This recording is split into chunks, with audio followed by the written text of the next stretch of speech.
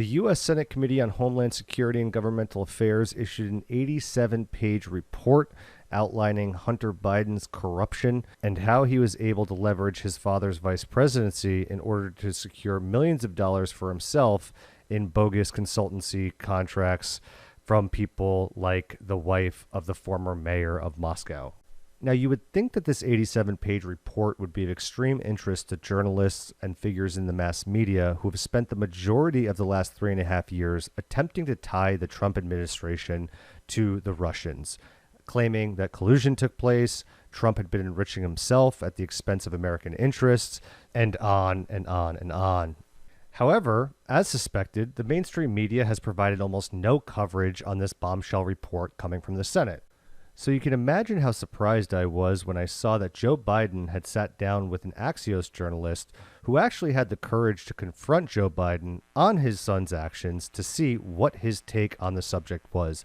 Let's tune in to see what Joe had to say. To serve on the board of a Ukrainian energy company facing serious corruption charges, you were the vice president running point on Ukraine. The average Joe hears that and says, that sounds fishy. What's your understanding of what your son was doing for an extraordinary amount of money?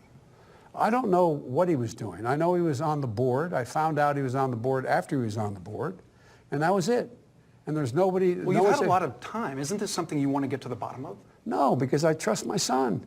But that doesn't pass the smell test. Like when you're vice president, isn't there a higher standard? Don't you need to know what's happening with your family? Don't you need to put down some guardrails? Unless there was something that was, there was something on its face that was wrong. There's nothing on its face that was wrong. Just absolutely shocking on a number of different levels. Number one, shocking to see a journalist actually doing journalism in 2020. So kudos to this reporter for challenging Joe Biden. More shocking than that, however, is Joe Biden's indifference to the fact that his son was paid $4 million for being on the board of a gas company in the Ukraine, and not questioning how he was able to get that type of job without having any industry experience whatsoever. Now, the reporter pushes back on Joe and suggests that because you were the vice president, shouldn't you be held to a higher standard?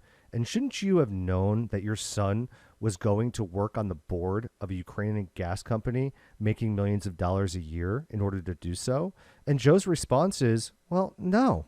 Maybe, just maybe, if there was on some level, even the perception that this could be construed as being unethical or inappropriate, then maybe he would have been interested in it. But there's absolutely nothing suspicious about Hunter Biden, he of no gas experience, making $4 million to sit on the board of a gas company for which he had zero experience.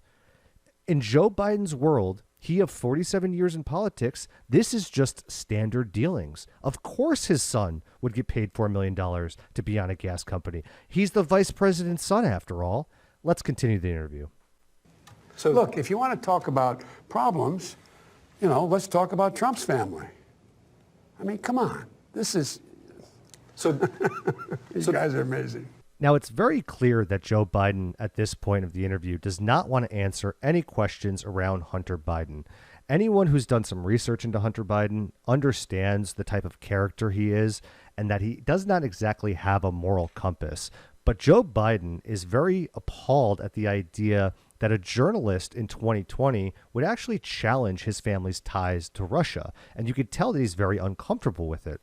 He attempts to turn this conversation back to Donald Trump and essentially tell the journalist how he should be doing his job. You shouldn't be looking into my ties to Russia and my family's inappropriate dealings. You should be looking at Donald Trump's family and what they're doing in Russia.